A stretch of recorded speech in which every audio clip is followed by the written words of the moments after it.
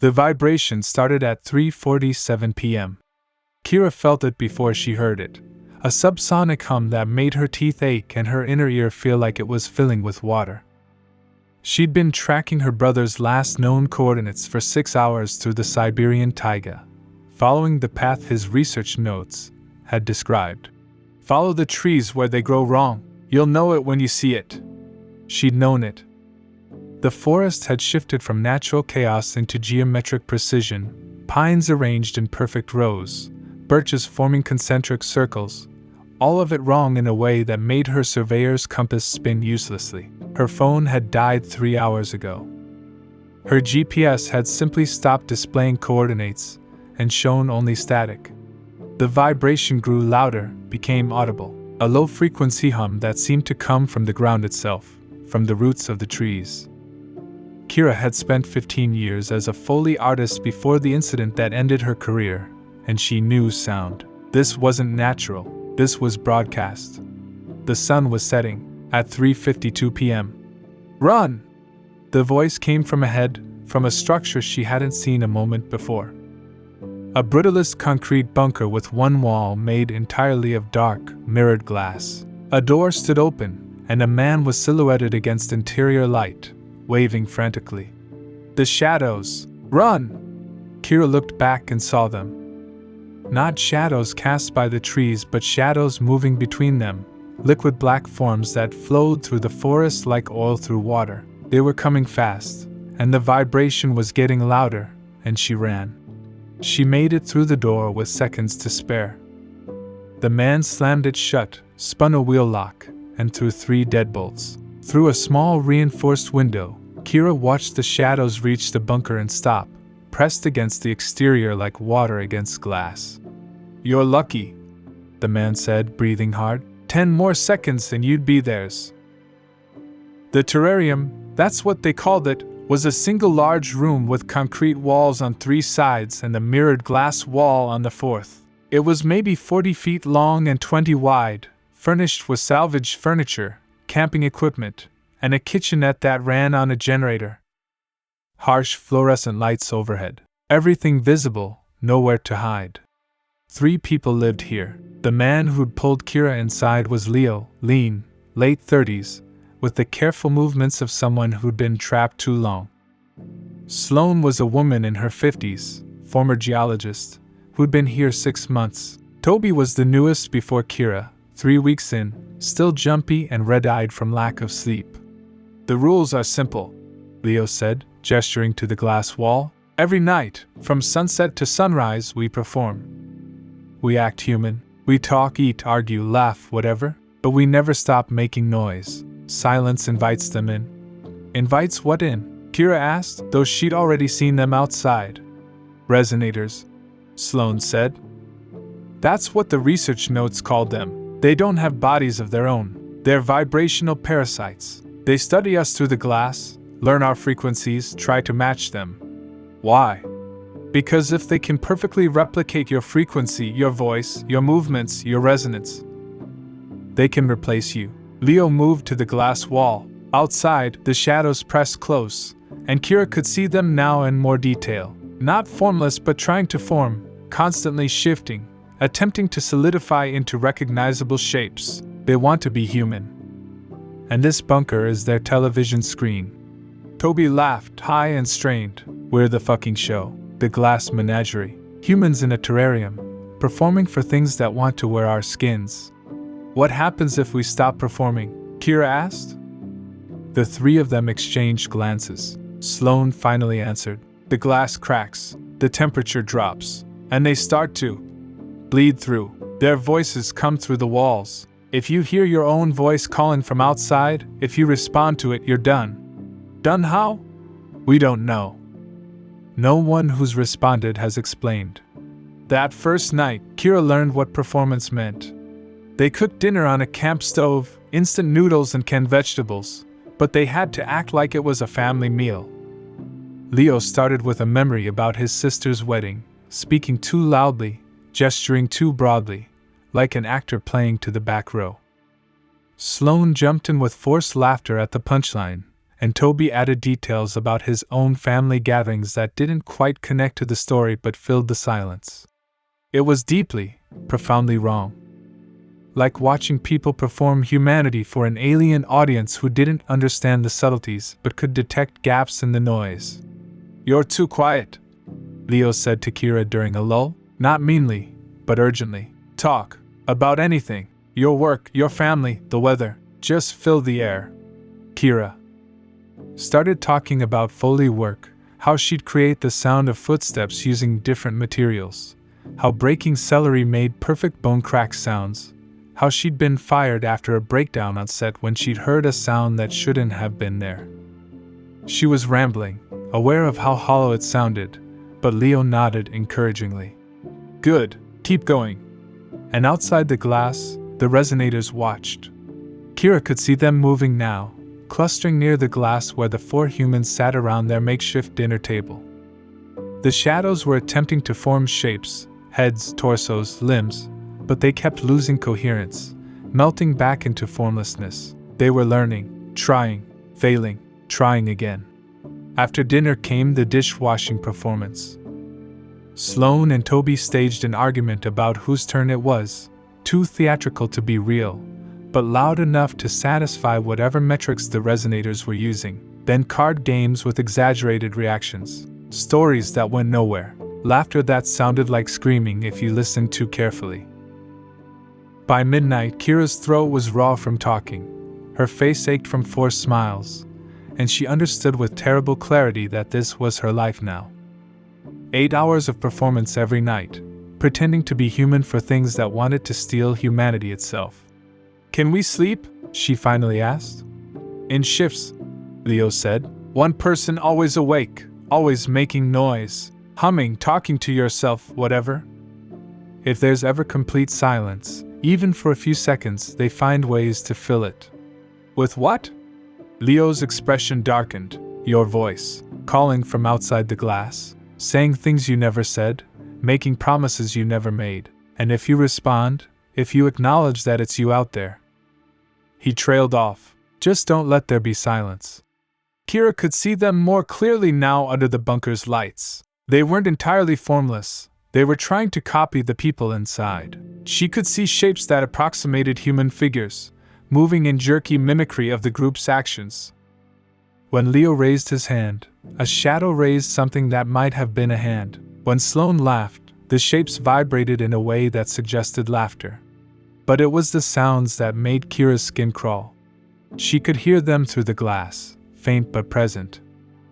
Not voices exactly, but approximations, and she recognized something. The resonators weren't just making random sounds, they were making her sounds. The specific creak of her childhood bedroom door, the jingle of her mother's keychain, the click of the tape deck she'd used as a teenager to record sounds for her early Foley work. Sounds she hadn't heard in 20 years, sounds that shouldn't exist here in the Siberian taiga, sounds that could only come from her memories. "They're in my head," she whispered. "Not in your head," Leo said quietly, "in your frequency. Everything you are is vibration, your voice, your heartbeat, your movements. They read you like a radio signal and play back what they find." Kira looked at the glass and saw a shadow that was slowly, imperfectly, becoming her shape. On the third day, Kira found the hidden room. She'd been exploring the bunker's back wall, looking for structural weaknesses out of habit, when she noticed a panel that sounded hollow. Behind it was a door, sealed but not locked. Inside was a room filled with old Soviet-era recording equipment. Reel-to-reel tape machines, oscilloscopes, sound mixing boards covered in Cyrillic labels, and hundreds of tape reels, each labeled with dates from the 1960s and 70s. Kira threaded one onto a machine and pressed play. A man's voice, speaking Russian. She didn't understand the words, but she understood the sound of the recording. It was a conversation, questions being asked, answers given, normal, human interaction. And then, underneath the primary audio, she heard it, a second voice, slightly delayed, slightly off, repeating the words in perfect but wrong mimicry. They were training the resonators, teaching them to sound human. She found more tapes. Entire conversations, arguments, laughter, all with that secondary echo underneath. That imperfect copy learning to be perfect. The Soviet project hadn't been trying to hide from the entities. They'd been trying to create perfect human duplicates, spies, replacements, people who could walk back into society undetected. And in the corner of the room, she found a file box with a name she recognized, Dmitry Volkov. Her brother's research partner, the man who'd gone missing 6 months before her brother had. She opened the box with shaking hands. Found photographs of the two men standing in front of the bunker, dated 8 months ago. Research notes about vibrational entities and frequency manipulation, maps with the terrarium marked as Site 0. And underneath it all, a tape labeled simply, Test Subject, Alexei Volkov Final Recording. Her brother's name, her brother's voice. Kira threaded the tape onto the machine with numb fingers. Static then. This is test 47, day 11 in the bunker. I can hear them outside. They're using Dimitri's voice now, calling me. They know my name. They know what I sound like when I'm afraid because I've been afraid for 11 days straight, and they've been listening every second. Breathing, the sound of footsteps, her brother pacing. Kira recognized his anxiety walk, that specific rhythm he'd had since childhood. Dmitri opened the door on day 3. I watched him walk out into the forest. I thought he'd made it, but then I saw him again the next night, standing at the glass, and his voice was coming from the wrong place. Behind his head instead of from his mouth. And I knew. A sound in the background, knocking, her brother's voice, but not from the tape. From outside the recording room, muffled but clear. Alexei, open the door. It's cold out here. Let me in. It's Dmitri. Please, I'm so cold. And her brother's response on the tape, cracking. You're not Dmitri. Dmitri's dead. You're wearing his voice like. More knocking, then a different voice. A woman's voice, their mother's voice, though their mother had died 6 years ago. Alexei, sweetheart, why won't you let me in? I've been looking for you for so long. Her brother sobbed, actually sobbed. Kira had never heard him cry, not even at their mother's funeral, and now she was hearing it through decades-old recording equipment, his breakdown preserved on magnetic tape. I can't do this anymore. I can't keep performing. I can't keep pretending I'm human when I'm just sounds and movements, and they're learning all of it. Every second I'm here, they're getting better at being me. Silence. Then her brother's voice, but wrong, delayed by a fraction of a second, as if the recording equipment had captured an echo that shouldn't exist. Maybe if I open the door, maybe if I let them in, maybe then I can finally stop. The tape ran out. Kira sat in the dark recording room. Tears streaming down her face, understanding. Her brother had come here following Dmitri, had locked himself in this bunker, had lasted 11 days before the isolation and the constant performance, and the sound of dead loved ones calling his name had broken him. And then he'd opened the door. She thought of the resonator she'd seen in the forest her first night, the one that had been learning her movements. Had that been Alexei? Was her brother still out there in some form, still existing as a shadow that wore his frequency? Or had opening the door been the end of him? And what walked the forest now was just a recording of who he'd been, played back endlessly by things that didn't understand what a human life meant beyond its sounds. She went back to the main room and didn't mention what she'd found. On the 7th night, the power failed. The generator stuttered, died, and the fluorescent lights cut out. In the sudden darkness, Leo swore and fumbled for a flashlight. But Sloane grabbed Kira's arm, her grip tight with terror. The glass? She whispered. Look at the glass. The mirrored coating had been powered. With the electricity gone, it was just glass now, transparent from both sides. For the first time, Kira could see the resonators clearly. They weren't monsters. They were people, or almost people, blurred, imperfect copies of the 4 humans standing inside the bunker. She saw herself standing 3 feet from the glass, same height, same build, same dark hair pulled back in the ponytail she tied that morning, but slightly out of focus, like a photograph taken while moving. The copy was wearing approximations of her clothes, shapes that suggested her jacket and jeans but rendered in that liquid shadow material. And it moved when she moved, but 3 seconds behind, perfectly mirroring her gestures like it was learning choreography. Kira raised her hand. 3 seconds later, her resonator raised its hand. She turned her head. 3 seconds later, the copy turned.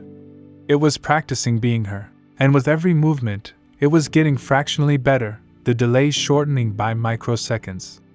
Around her doppelganger, other shapes pressed against the glass. Copies of Leo, of Sloane, of Toby, each one slightly more refined than Kira's because they'd been here longer. Leo's resonator moved in near-perfect sync with him, only a half-second delay. It had his posture, his mannerisms, the way he habitually rubbed his left temple when stressed. And behind the 4 primary copies, dozens more crowded in the geometric forest. Resonators that had once mimicked other people, other researchers, other victims who'd found their way to this bunker over the decades. Some were barely human-shaped, failures that had never achieved the right frequency. Others were eerily perfect, suggesting their originals had stayed long enough to be completely mapped. Kira saw her brother among them, saw what had become of Alexei, a shadow thing that wore his shape with disturbing accuracy. He stood at the back of the crowd, and unlike the others, he wasn't watching the people in the bunker. He was just standing there, empty, like a mannequin waiting to be activated. Jesus Christ, Toby breathed, his voice high and tight. How many are there? How many people have? His voice came back to him from outside the glass. Not an echo, his exact voice, perfectly timed, speaking the same words simultaneously. His resonator's mouth was moving in perfect sync now, no delay at all, and Kira realized with horror that it had achieved what all the others were striving for. Perfect frequency match. Toby stopped mid-sentence, eyes widening, fixated on his own face staring back at him through the glass. The resonator smiled, and Toby smiled back involuntarily, as if his expressions were being controlled by the shadow on the other side. Don't, Leo said sharply. Don't respond. Don't acknowledge it. But Toby was already moving toward the glass, drawn by the sound of his own voice calling his own name.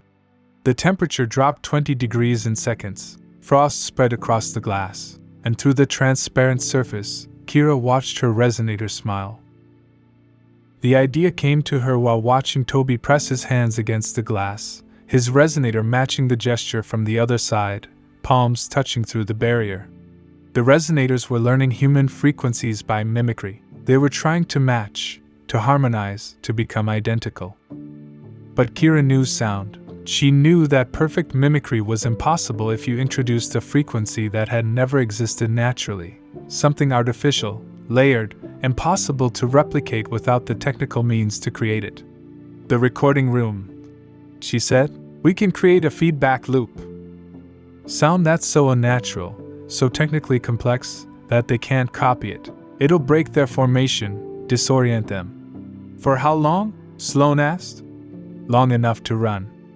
They worked fast. Kira used the old Soviet equipment to layer multiple frequencies, subsonic rumbles beneath ultrasonic shrieks, white noise overlaid with phase-inverted recordings of the resonator's own mimicry attempts. The result was a sound that shouldn't exist, that hurt to hear even through speakers, that made the concrete walls vibrate.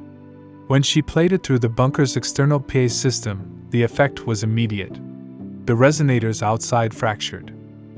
Their almost human forms broke apart into writhing shadows, unable to maintain cohesion in the face of sound they couldn't parse. Some fled into the forest. Others pressed against the glass, trying to maintain their shapes, but failing. Now! Leo shouted. Run now! They burst through the door into the forest. The sonic feedback loop pulsed from the bunker behind them, keeping most of the resonators scattered and confused. Toby ran first, his panic giving him speed. Sloane followed, Kira close behind, with Leo bringing up the rear. The geometric forest seemed to stretch on forever, the perfect rows of trees creating corridors that repeated endlessly. Kira's fully trained ear picked up the sounds of their flight: 4 sets of footfalls on dead pine needles, ragged breathing, the rustle of clothing. All normal, all human. Then she heard a 5th set of footsteps, matching Sloane's rhythm exactly, but coming from the wrong direction. Not behind them but beside them, parallel, keeping pace through the trees. "Sloane!" Kira shouted. "Don't look!" But Sloane had already turned her head. Had already seen her resonator running alongside her through the trees, matching her stride for stride. And the moment Sloane made eye contact, the shadow changed direction. It cut toward her, moving with impossible speed. Sloane screamed and tried to dodge. But the resonator was already wrapping around her like oil spreading over water. Kira watched in horror as it flowed over Sloane's body, not attacking but merging, 2 forms becoming one. The shadow pressing into Sloane's flesh until it was impossible to tell where the woman ended and the entity began. Sloane's scream cut off mid-breath. She stood frozen in the geometric forest, her body rigid, her eyes wide but unseeing. When she opened her mouth again, 2 voices came out, Sloane's and something deeper, layered underneath, speaking in perfect unison. "Run! We can't run!" Then the dual voice collapsed into something else entirely, a sound that was neither human nor shadow but something in between. And Kira ran. Toby was ahead, still sprinting through the trees, but he was slowing down, and Kira realized why. He was listening to footsteps that matched his own, was hearing his own breathing echoed from the darkness. His resonator had been perfect even before they fled. Now it was indistinguishable. "Toby!" Leo shouted. "Don't stop! Keep!" But Toby's legs buckled, not because he tripped, but because his resonator had learned the frequency of his movement so perfectly that it could interfere with it. Kira saw him try to run and fail, try to move and find his body responding to commands that weren't his own.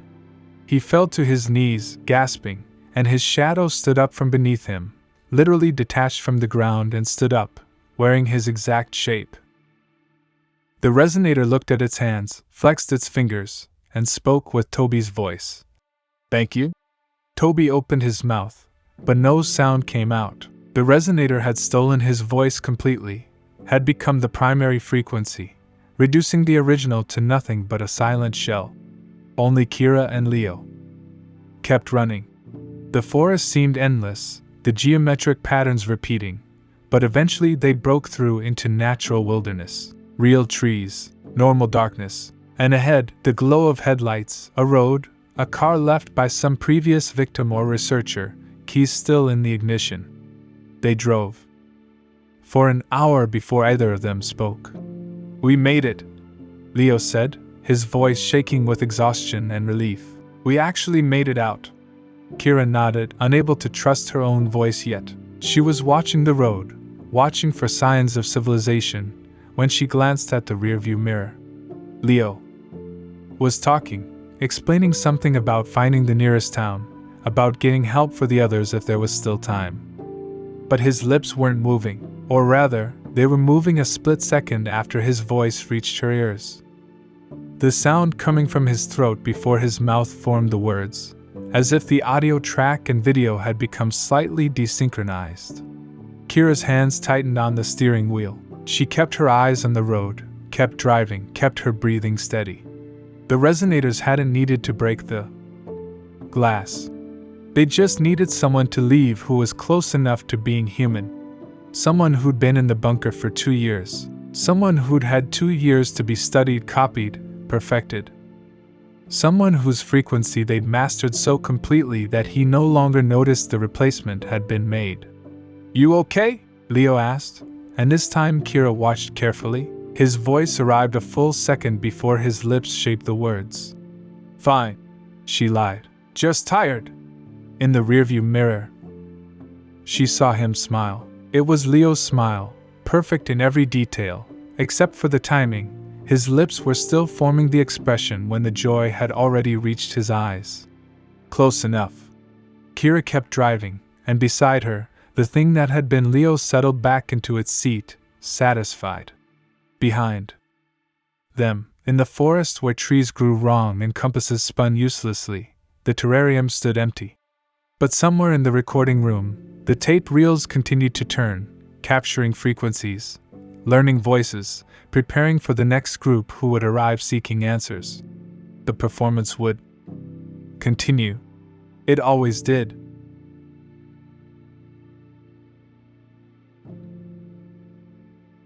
If you enjoyed this video, please do not forget to like, comment, or share this video with your friends. Subscribe to our channel to hear more stories like this one.